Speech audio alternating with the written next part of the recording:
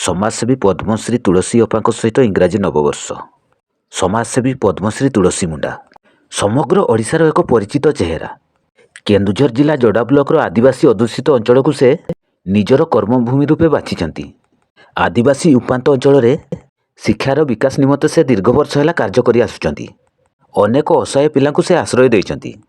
आदिवासी अध्युषित पछुआ अंचल पिला माने किपरि शिक्षित हो पारिबे सेथि निमंते सबुबेले से उद्यम जारी रखिଛନ୍ତି।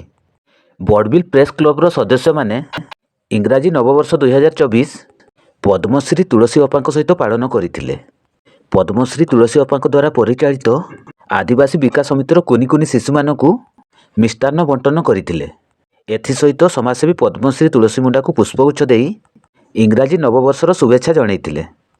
बड़बिल प्रेस क्लब सभापति सुबोध कुमार दास, संपादक मधुसूदन साहू, देवकांत दास, धरणीधर महंत, विश्वजित महंत, चित्तरंजन कर और आदिवासी विकास समितिर मुख्य परिचालिका दमयंती सामल प्रमुख कार्यक्रम में उपस्थित थिले।